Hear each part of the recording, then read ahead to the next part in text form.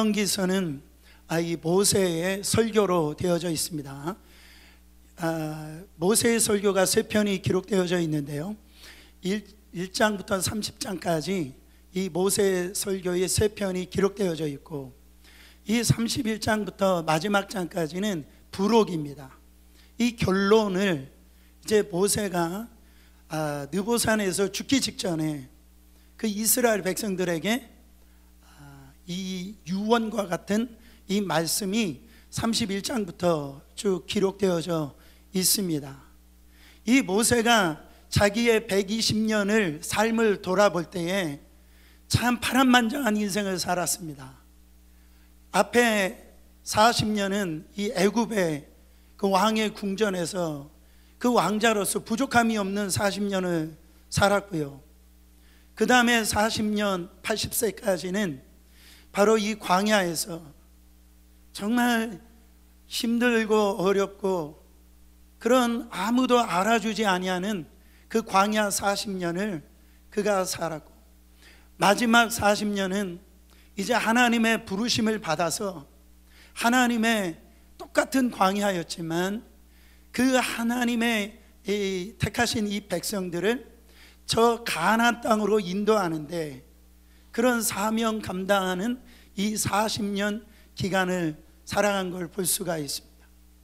그가 이 인생 전체를 이제 보내고 난 다음에 다음 세대를 이끌어가야 될 여호수아 앞에 지금 유언과 같은 이 메시지, 또한 그를 세우면서 이스라엘 백성들에게 전해주고 싶은 이 메시지는 오늘 우리에게 주시는 하나님의 음성으로 들어야 될 줄 믿습니다.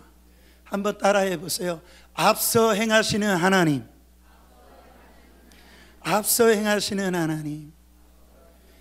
오늘 말씀 시작을 그렇게 얘기합니다. 내 나이 120세인데 나는 이제 너희들과 함께 출입할 수가 없다. 그게 하나님의 뜻이다. 그 간단하게 자기 인생을 돌아보면서 이제 너희들이 나를 따르고 나와 지금까지 함께 이제 동행을 했는데 이제는 나는 너희들과 같이 갈 수 없다라는 거예요. 그게 하나님의 뜻이라는 거예요.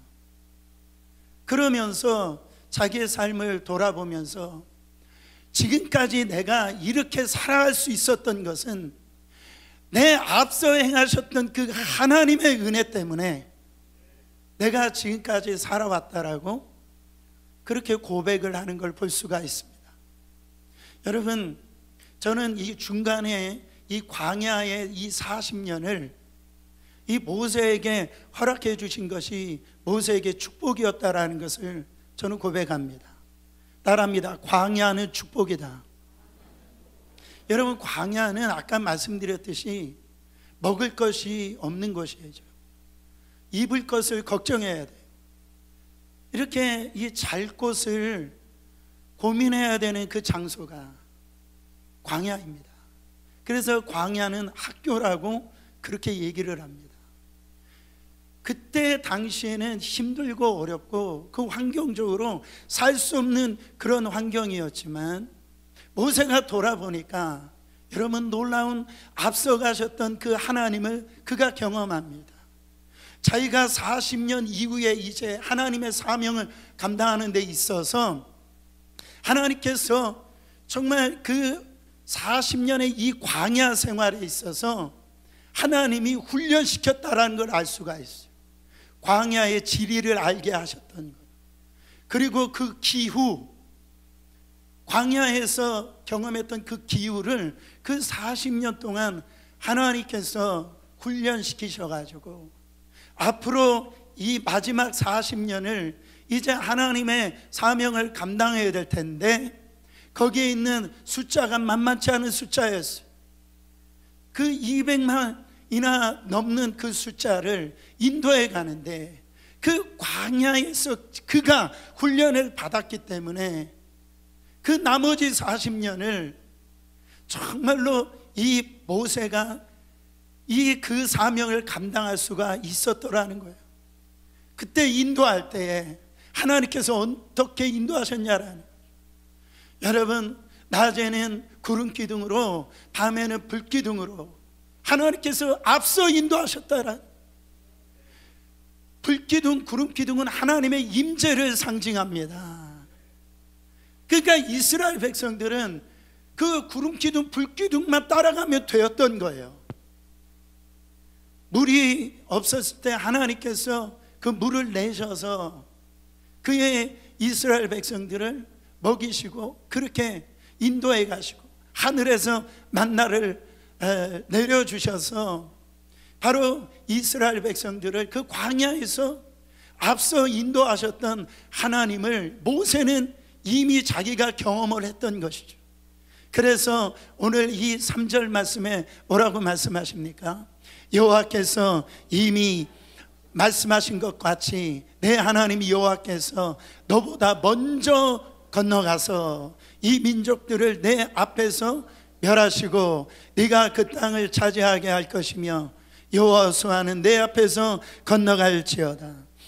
이 말씀 속에서 우리는 하나님이 하시는 일과 인간이 하는 일의 차이를 발견합니다. 하나님은 뭐 하신다고요? 하나님은 앞서 행하신다고요. 앞서 행하시는 하나님. 저는 이 표현이 너무너무 은혜가 되는 거예요. 정말 왜 이것이 우리에게 은혜가 되어지고 기쁨이 되어지는가? 그렇잖아요. 사람이 불안감과 두려움 인생에서 어려움을 겪는 이유가 뭡니까? 미래에 대한 불확실성 때문에 그렇지 않아요? 내 앞에 앞으로 무엇이 일어날지, 어떤 사건이 일어날지 우리는 알지 못하기 때문에 그래요. 근데 모세는 나는 미래를 알 수 없지만 하나님이 내 인생에 앞서 가시기 때문에 하나님이 나의 미래를 주관하시는 하나님이다. 할렐루야. 모세는 그거를 믿게 되어진 거예요. 여러분, 그러나 이 광야 1세대를 보세요. 하나님과 모세를 그토록 원망했던 그 이유가 무엇이었냐면 이 광야에서 자기들이 언제 죽을지를 모르는 거예요. 이 생활이 얼마나 오래 갈지를, 앞으로 그 미래를 모르는 거예요. 그러니까 내가 주님께서 나만 믿고 따라오라, 그렇게 하면 내가 너를 갖다 인도할 것이다.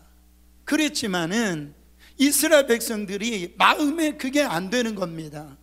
그래서 조금이라도 먹을 것이 없어지면 먹을 게 없어서 죽을 것 같고, 물이 없는 지역에 들어가면 물이 없어 죽을 것 같고, 환경이 조금만 힘들면 그냥 그 불안함과 두려움 속에서 내가 어떻게 되는 게 아니야?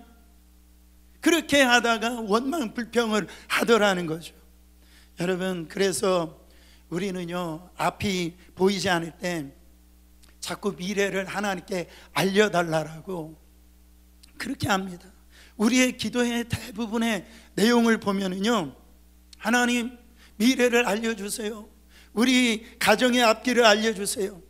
내 사업의 앞길을 알려주세요. 내 자녀가 앞으로 어떻게 될지 알려주세요. 이런 기도를 많이 하거든요. 그러면 우리가 미래를 안다라고 해서 우리가 불안이 사라질까요? 성경에 보면은요, 내가 앞으로 이제 장로들과 이제는 로마의 이 군병들을 통해서 내가 죽임을 당할 것이다, 그 소리를 가룟 유다가 들었단 말이죠. 미래를 알고 있었어요. 그럼에도 불구하고 자기 뜻이 그 예수님을 통해서 성취가 안 되지니까 어떻게 되어집니까?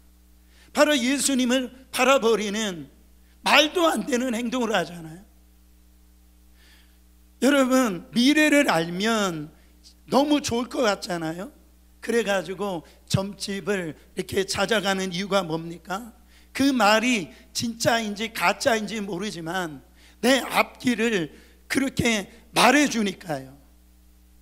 그러니까 그런 곳에 여러분, 제가 그 점치는 분의 그 동영상을 봤는데요, 그렇게 기독교인들이 많대요.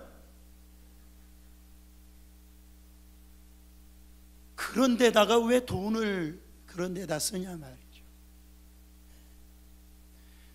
우리가 미래를 알지라도 하나님께서 우리에게 그 미래를 또한 알려주셨다 할지라도 미래를 주관하시는 하나님을 신뢰하지 못하잖아요. 그러면은 그런 사람들은요, 알아도 불안한 거예요. 염려가 찾아오는 거예요. 미래의 지식이 우리를 편안하게 만드는 게 아니다라는 거죠. 빌리 그레이엄 목사님이 집회하는데 어떤 사람이, 그 집회 가운데 참석한 사람이 그 목사님에게 질문했다잖아요. 목사님은 장차 올 미래에 대해서 설교를 그렇게 많이 하시는데 그렇다면 목사님 자신의 미래에 대해서 잘 알고 계십니까? 이렇게 물어봤다 그러잖아요. 그때 목사님이 그런 말씀을 하셨답니다. 나는 나의 미래에 대해서 전혀 모릅니다. 그러나 한 가지 아는 것이 있습니다. 제가 잘 알고 있는 한 가지는 바로 나의 미래를 누가 붙들고 계시는가라는 것입니다. 정리하자면 이거예요. 우리는 미래를 알든지 모르든지 그거에 따라서 평안해지는 것이 아니라 미래를 주관자가 있다라고 하는 그 하나님을 신뢰할 때 우리는요 평안해지는 겁니다. 할렐루야.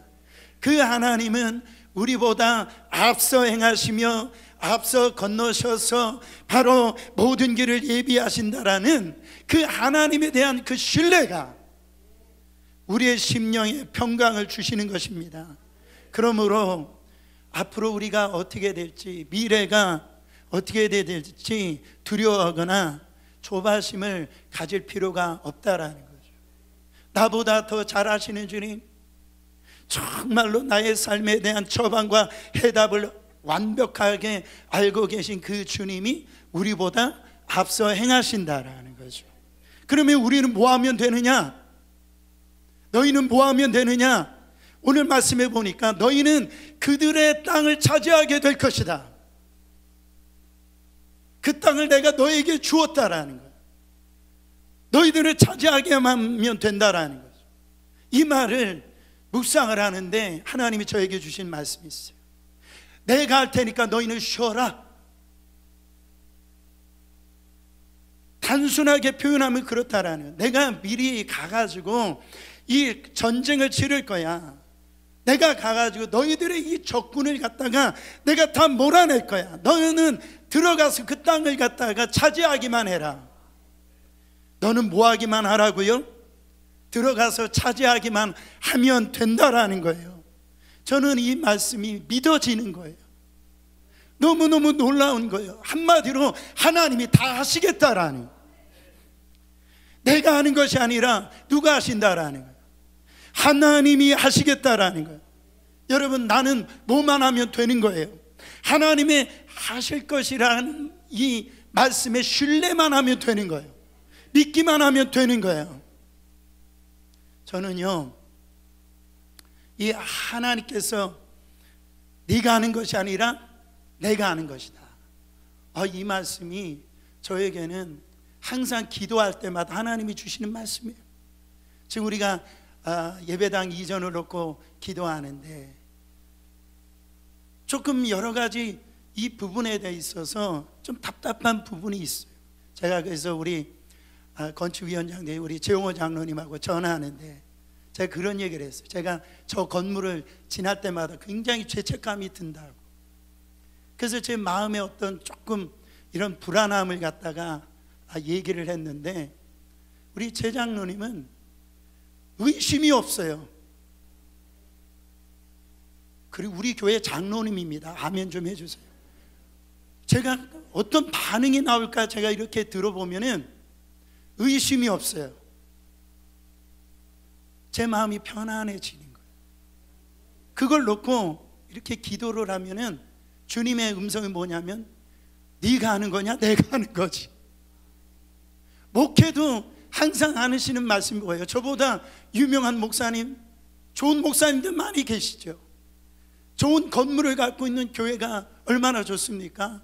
우리 교회 옆에서 보면 교회 같이 안 보여요. 다 낙서를 많이 해놔가지고 무슨 이상한 소굴로 들어가는 것 같아요. 그런 환경적으로 보면은 좀 불안함이 오죠. 근데 우리 교회 성도들은 불안하지 않아요. 얼마나 믿음이 좋은지 염려가 없어요. 성전 이전도 하나님이 다 해주시겠지. 할렐루야. 항상 주시는 메시지는 분명해요. 네가 하는 게 아니다라는 거, 내가 한다라는 거예요. 너는 뭐 하기만 하라는 거예요. 믿고 나를 신뢰하기만 하라는 거예요. 이게 너무 쉬운 건데 너무 쉽지 않아요. 근데 이게 또 너무 어려워요. 이게 너무 어려운 거예요. 우리가 이스라엘 역사를 보면 알 수가 있습니다. 여러분, 이스라엘 민족이 광야에서 몇 년을 보냈다고요? 40년을 보냈어요. 근데 이들이 40년을 보내지 않아도 될 이 광야의 삶이었습니다. 여러분, 그들이 광야에서 가나안 땅으로 들어가는 거리는요, 빠른 걸음으로 이 걸 수 있는 남자 성인의 그냥 11일이면 들어갈 수 있는 거리였어요.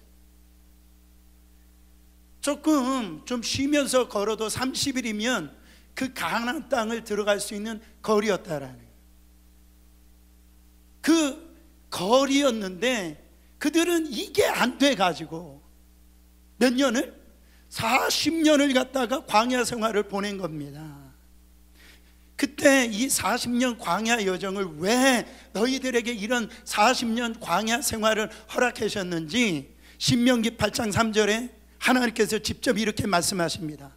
너를 낮추시며 너를 줄이게 하시며 또 너도 알지 못하며 내 조상들도 알지 못하던 만나를 내게 먹이신 것은 사람이 떡으로만 사는 것이 아니요 여호와 입에서 나오는 모든 말씀으로 사는 줄을 내가 알게 하려 하심이라. 자꾸 우리는 떡으로 사는 줄 알아요. 보세요, 하나님이 사람이 살 수 없는 광야에서 이 만나가 하늘에서 이렇게 떨어지게 하셨는데 그것을 먹게 하신 까닭은 사람이 이 땅에서 되어지는 것으로 사는 존재가 아니라 하나님으로부터 부어지는, 내려주시는 그 하나님의 음성으로, 말씀으로 사는 존재다. 그를 깨닫게 해주시기 위해서, 그를 깨닫지 못하니까 40년 광야 생활을 한다라는 거죠. 사람은 주어져 있는 조건과 현실로 사는 인생이 아니라는 거예요. 지금 눈에는 보이지 않지만 살아서 역사하시는 하나님을 바라봐야만 살 수 있는 존재구나. 그를 알게 하여 주시겠어요. 이거는 너가 하는 것이 아니라 내가 하는 것이다라는 것을 깨닫게 하시기 위해서, 그래서 그거를 알지 못했기 때문에 40년 광야 생활을 했다라는 거예요. 그러니까 광야와 약속의 땅의 거리는요, 지리적인 거리가 아닙니다. 그 거리는 마음의 거리요, 그것을 믿음의 거리라고 말씀할 수 있어요. 그러니까 지금 성경에서는 그 약속의 땅이 바로 옆에 있단 말이에요. 근데 이 마음의 거리, 믿음의 거리, 그것이 신뢰가 되어지지 않고 믿어지지 아니하면 40년이 되어지는 거예요. 근데 그 순간 오늘 이 말씀이 내 안에 믿어지고 내가 하는 것이 아니라 하나님이 하시는 것이다, 이 약속의 말씀이 믿어져서 지금 똑같은 광야거든요, 환경이거든요. 하나님이 앞서 행하실 것이니까, 하나님이 다 이루어 주실 것이니까 너희는 취하기만 해, 하나님이 다 하실 거야. 이것이 믿어지면은 이제 광야 40년 거리가 바로 이제 들어갈 수 있는 가나안 땅이 될 수가 있다라는 거예요. 우리가 그것을 어디에서 알 수 있냐면 여리고성 전쟁과 아이성 전투에서 알 수가 있어요. 여러분, 여리고성 전투와 아이성 전투는 약속의 땅에 들어가서 이루어졌던 전투였어요. 근데 첫 번째 전투가 여리고성 전투인데 그 난국불락의 성이었습니다. 이스라엘의 능력으로는 싸워서 무너뜨릴 수 없는 성이에요. 근데 하나님께서 뭐라고 말씀하십니까? 네가 대포를 만들어라, 뭐 군사를 조직해라, 그렇게 말씀하시지 않았어요. 너희는 하루에 한 바퀴씩 여리고성을 돌아라. 그래서 그를 7일 동안 해라. 7일에는 7번을 돌고 양강나팔을 길게 부르면 너희들은 외쳐라. 그것을 다른 소리를 하지 말고 바로 그거에 대해 있어서 이스라엘 민족이 순종했을 때 놀라운 일이 일어난 거예요. 여리고성이 무너진 거예요. 이건 무슨 얘기합니까? 이것은 이스라엘 백성들이 그 여리고성을 무너뜨린 게 아니에요. 내가 한 것이 아니라 하나님이 하신 거예요. 하나님이 무너뜨리신 거예요. 그것을 갖다가 실제적으로 보여주신 겁니다. 그런 경험을 한 이스라엘 백성들이 어떻게 됐습니까?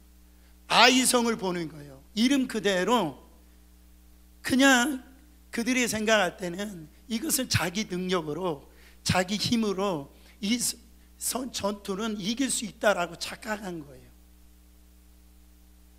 네가 하는 것이 아니라 하나님이 하신다라는 이 사실을 잊어버린 거예요. 이걸 뭐라고 얘기하느냐? 교만이라고 그래요. 교만하니 찾아온 거예요. 저쯤이야, 저 성쯤이야. 그래서 바로 어떻게 됩니까? 광야로 들어가는 거예요. 전쟁에 실패한 겁니다. 그거를 약속의 땅에서 그 이스라엘 민족들이 깨달아진 거예요. 사랑하는 성도 여러분, 하나님을 믿고 신뢰하고 하나님께 내 인생을 의탁하는 순간 내가 서 있는 이곳이 약속의 땅이 되어져야 됩니다. 반대로 하나님을 신뢰하지 아니하고 내 힘을 의지하고 내 능력을 의지하고 내 경험을 의지하는 순간, 목사님 나는 왜 이렇게 그 광야 학교가 너무 이렇게 오래 걸리는지 몰라요. 한번 살펴보세요. 정말 하나님을 온전히 신뢰하고 있는지, 믿고 있는지. 이 부분에서 가장 중요한 것이 뭐냐면 따라합니다. 하나님은 살아계신다. 하나님께서 요단 동편에서 행하신 것처럼 이제 요단 서편에서도 내가 동일하게 역사해 주겠다라는 거예요. 예수 그리스도는 어제나 오늘이나 영원토록 동일하신 우리 하나님이신 것을 믿으시길 바랍니다. 하나님은 변함이 없어요. 하나님은 변하지 않으셨어요. 하나님의 능력도 그대로예요. 과거나 지금이나 앞으로도 변하지 않으실 거예요. 근데 누가 변하고 있어요? 하나님을 향한 우리의 마음이 변하고 있다고요. 믿음이 변하고 있다는 거예요. 제가 이 말씀을 묵상하다가 요즘 세상 사람들이 가장 많이 사용하는 단어가 떠올랐어요. 아마 들어보신 분도 있을 텐데, 세상에서 제일 쓸데없는 걱정. 무슨 걱정? 세상에서 제일 쓸데없는 걱정을 그렇게 하고 산다는 거예요. 여러분, 제가 축구를 좋아하는데 메시나 호날두가 골 넣는 거 걱정할 필요 없어요? 골을 잘 넣습니다. 그런 걱정할 필요 없어요. 여러분, 이걸 우리가 영적으로 적용해 본다면 신앙생활 하는데, 우리가 믿음 생활 하는데 제일 쓸데없는 걱정, 우리가 기도할 때 이런 부분에 많이 봉착하잖아요. 그것은 하나님이 하나님의 역할을 안 하실까 봐 걱정하는 거예요. 하나님의 역할을 안 하실까 봐. 그래가지고요, 기도의 대부분의 내용이 이렇습니다. 하나님, 내가 몇 번이나 더 말씀드려야 하나님 하시겠어요? 하나님, 지금 이거 하셔야죠. 저거 하셔야죠. 이 길로 하나님 나를 인도하셔야죠. 지금 빨리 응답하셔야. 누가 지금 누구를 가리키고 있는 거예요? 그렇잖아요. 지금 누가 누구를 지금 가리키고 있냐라는 거예요. 자기가 하나님의 말씀 안에서 어떻게 하면 잘 반응할까, 순종할까, 그거 걱정해야지. 이걸 걱정해야 되는데 하나님의 역할을 안 하실까 봐 그 걱정을 하고 있다라는 거예요. 그래가지고 하나님 앞에 자기가 자꾸 훈수 두고, 그래서 이거 해라 저거 해라, 하나님 내가 맞춰놓은 알람 못 들으셨어요. 여러분, 하나님께서 하시는 말씀이 뭐라고 말씀하십니까? 내가 앞서 간다라는 거예요. 염려하지 말라라는 거예요. 네가 걱정해야 될 것은 내가 너에게 명령한 거 그대로 순종하느냐, 그거를 염려하라는 거죠. 그래서 오늘 우리가 깨달아야 될 것은 크게 보면 두 가지인데, 첫 번째는 내 인생의 주인이 내가 아니라 누구시다? 하나님이시다라는 깨달아야 돼요. 하나님이 주인이 아니셨다가 내 인생의 주인이 된 게 아닙니다. 내 인생에 하나님이 주인이 아니셨던 적은 한 번도 없어요.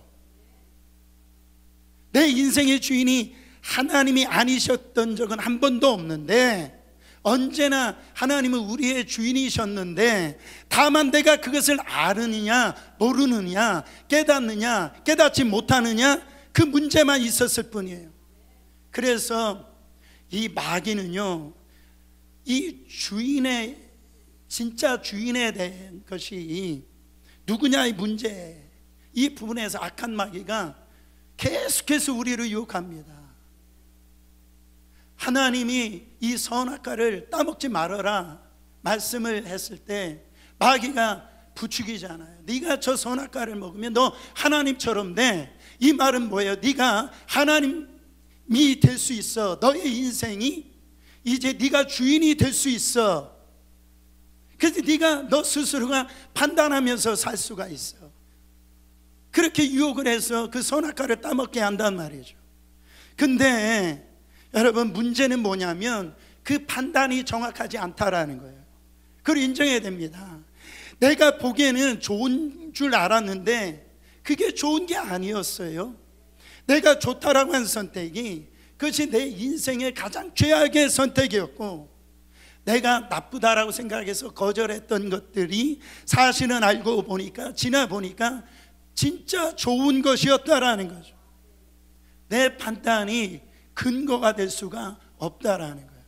그리고 내 인생에 내가 주인이 될 수 없는 이유는 거기에 합당한 능력이 나에게 없다라는 데 있다라는 거예요.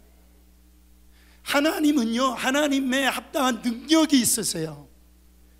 근데 난 내 인생에 하나님이 되고 싶은 마음은 그렇게 있었으나 진정으로 내 인생을 책임질 수 있을 만한 능력이 없다는 데 문제가 있다라는 거예요. 여러분, 왜 그렇습니까? 왜 두려움이 찾아오고 염려가 찾아옵니까? 내가 주인 되려고 하니까 그래요. 내가 주인이 아니기 때문에 그렇습니다. 내가 주인이 아닌데 내가 주인인 것처럼 행사를 하고 있기 때문에 그래요. 내가 아무리 능력을 쌓아도요, 내가 만난 나의 대적은요 나보다 강하고요, 내가 아무리 많은 스펙과 조건을 만들어도 내가 만나는 내 인생의 이 문제는 언제나 내 능력을 넘어서는 게 많아요. 내 능력을 쌓는 것으로는 문제 해결되지 않을 때가 너무 많다라는 겁니다. 그러므로 우리의 마음의 변화가 필요합니다. 더 많은 것을 쌓는 것이 필요한 것이 아니라 정말 내 인생의 주인이 바뀌었다라는 것을 믿어야 돼요. 네. 우리의 주인이 바뀌었다라고 여러분 선포할 때 이 말은 뭡니까? 책임을 누가 진다라는 거예요. 하나님이 져주신다라는 거예요. 또한 성경은 이렇게 얘기하고 있습니다. 이사야서 43장 1절 말씀이에요. 야곱아, 너를 창조하신 여호와께서 지금 말씀하시니라. 이스라엘아, 너를 지으신 이가 말씀하시니라. 너는 두려워하지 말라. 내가 너를 구속하였고 내가 너를 지명하여 불렀나니 너는 내 것이라. 할렐루야. 이 믿음이 필요하다라는 거. 내가 너를 지었다라는 거예요. 원숭이가 이렇게 진화해서 한 존재가 아니고 우주 만물 창조주가 특별한 목적을 가지고 계획을 가지고 내가 너를 불렀고 구속했고 지명하여서 부른 내 존귀한 자녀라는 것. 너는 나의 작품이라는 겁니다. 할렐루야. 여러분, 우리는 하나님의 것이에요. 자, 한번 고백해 보세요. 나는 하나님의 작품이다. 여러분, 아멘이시죠? 거울을 보고 의심하지 마세요. 그리고 옆에 분에게 이렇게 말해 주세요. 하나님은 실수하지 않으십니다. 여러분, 실수해서 태어난 분 한 분도 없어요. 하나님은 실수가 없으세요. 할렐루야. 내가 하나님 것에 대한 이유가 또 하나가 있어요.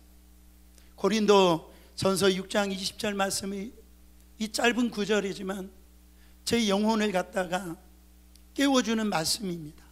값으로 산 것이 되었으니 그런즉 너희 몸으로 하나님께 영광을 돌리라. 값으로 하나님의 값을 치르시고 산 이 존재다. 여러분, 우리는 예수 그리스도의 십자가의 그 피의 값으로, 바로 우리가 우리의 피로 갚은 게 아니라 죄 없으신 예수 그리스도의 그 피값으로 우리를 사신 자라는 거예요. 사랑하는 성도 여러분, 다시 한 번 더 여러분의 가슴에 손을 얹고 여러분들이 고백을 해보세요. 나는 예수님의 피값으로 사신 존재입니다. 그리스도를 믿는 자마다 놀라운 하나님의 자녀가 되는 그런 특권을 우리가 이제 누리고 살게 되어진다라는. 여러분, 어떤 특권입니까? 저는 성경 말씀보다 이 특권보다 이 땅을 두 발을 딛고 사는 우리 인간에게 주신 가장 놀라운 특권은 저는 이거라고 생각합니다. 마태복음 7장 7절부터 11절, 우리가 너무나 잘 아는 말씀입니다. 구하라, 그리하면 너에게 주실 것이요 그리하면 너에게 열릴 것이니 구하는 이마다 받을 것이요 찾는 이가 찾아낼 것이요 두드리는 이에게 열릴 것이니라. 너희 중에 누가 아들이 떡을 달라 하는데 돌을 주며 생선을 달라 하는데 뱀을 줄 사람이 있겠느냐? 너희가 악할 자라도 좋은 것으로 자식에게 줄 아는데 하물며 구하는 사람에게 좋은 것을 주지 않겠느냐? 여러분, 저도 좋은 아빠가 되고 싶어요. 아멘이 없으세요? 좋은 아빠가 되고 싶어요. 그러나 좋은 아빠가 되고 싶지만은 저는 이렇게 자녀들에게 보면은 실망을 끼친단 말이죠. 그리고 이 자녀에게 그런 모습을 안 보여줄 때가 참 많아요. 그러나 우리 하나님 아버지는 좋은 아버지세요. 실수가 없었어요. 실망시키지 않았어요. 우리가 신뢰할 수 있는 분이에요. 우리는 하나님의 자녀예요. 우리의 인생을 다 맡겨도 될 분이에요. 그분은 우리가 가야 될 곳이 저 하늘나라, 우리의 본향 저 천국입니다. 그 주님이 이미 예수 그리스도를 십자가에서 죽이심으로 말미암아 그 구원의 길을 열어주셨어요. 미리 앞서가셨어요. 이 땅의 광야로 우리가 살아가는데 많은 고난이 있을 겁니다. 어려움이 있을 겁니다. 중요한 건 뭐냐면 우리는 하나님의 자녀예요. 하나님의 소유입니다. 우리의 주인은 마귀가 될 수가 없어요. 우리의 주인은 내 자신이 될 수가 없어요. 우리의 삶의 전체에 우리의 주인은 우리 하나님이시라는 거예요. 그 하나님께서 우리에게 말씀을 하십니다. 어떻게 살아야 되는지 말씀하고 있어요. 6절입니다. 너희는 강하고 담대하라. 두려워하지 말라. 그들 앞에서 떨지 말라. 이는 내 하나님 여호와 그가 너와 함께 가시며 결코 너를 떠나지 아니하시며 버리지 아니하실 것임이라. 할렐루야. 거기 보면 두려워하지 말아라, 또 염려하지 말라라고 하나님께서 다시 한 번 더 말씀하시는 걸 볼 수가 있습니다. 이거는 어떤 우리의 심리적인 어떤 그 부분에 대해 있어서 이야기하는 게 아닙니다. 그렇잖아요. 내가 지금 심리적으로 진짜 10kg밖에 못 드는데 100kg를 갖다가 들려고 할 때 나는 100kg 들 수 있다, 이렇게 생각을 하면 이게 100kg가 들어지냐 말이죠. 들 수가 없는 거예요. 그런 어떤 심리적인 부분을 얘기하는 것이 아니에요. 근데 이것은 하나님의 전지창조하신 하나님의 명령입니다. 하나님의 말씀이면 그대로 되어지는 거예요. 근데 그 역사가 우리 하나님께서 우리 안에 오시면 그런 놀라운 능력이 나타납니다. 사도행전 1장 8절에 오직 성령이 너희에게 임하시면 너희가 권능을 받고 예루살렘과 온 유대와 사마리아 땅끝까지 이르러 내 증인이 되리라 하시니라. 너희에게 그 하나님 대신 그 성령이 임하시면 두나미스, 이 다이너마이트의 그 원어인 이 두나미스, 바로 이 파워가 생긴다라는, 매력이 생긴다라는 거예요. 영향력이 생긴다라는 거예요. 그럴 때에 나 이 하나님의 이 사명을 감당할 자가 되어진다라는 거예요. 여러분, 제자들 보세요. 그 제자들은 두려워했던 자들이에요. 정말로 그들은 무서움에 벌벌 떨었던 자들이에요. 그러나 몇 날이 못 되어서 오순절에 성령이 임하시고 난 다음에 바로 그들은 더 이상 그들의 이 옛 모습이 아니었어요. 강하신 하나님이 들어오시니까 그들은 담대하게 나가서 예수가 그리스도시라고 증거하는 놀라운 그 파워가, 그런 영향력 있는 그런 제자들이 되어졌다라는 것이죠. 사랑하는 성도 여러분, 오늘 주님께서 오늘 우리 가운데 그 성령으로 충만하라고 말씀하고 있습니다. 가만히 보면 신앙생활을 시들시들하게 하고 그렇게 이렇게 시험 받는 분들을 가만히 보세요. 성령 충만하지 않다는 소리입니다. 저는 그 성령 충만을 묵상을 하는데 바블 영화가 떠오르더라고요. 거기 보면 그 슈퍼맨하고 그 마블 영화에 보면 아이언맨이 나옵니다. 그 슈퍼맨과 아이언맨의 차이가 뭔지 아세요? 슈퍼맨은 슈트를 벗어도 힘이 있어요. 근데 이 아이언맨은 꼭 수트를 입어야 힘이 있어. 이거 영적으로도 마찬가지예요. 우리의 삶에 성령을 날마다 덧입지 아니하면, 성령 충만하지 아니하면 우리와 똑같이 세상 사람들과 똑같아요. 그렇게 신앙생활할 수밖에 없다라는 거예요. 사랑하는 성도 여러분, 오늘 우리의 삶에 여러 가지 난관이 있을 겁니다. 저 전국까지 가는데 정말 여러분의 삶 속에 그런 우리가 말로 다 할 수 없는, 표현할 수 없는 어려움이 있을 거예요. 그때 모세가 그렇게 얘기합니다. 앞서가신 하나님을 신뢰하라는, 그 두려워하지 말아라, 염려하지 말아라. 너가 하는 것이 아니고 내가 한다라는 거예요.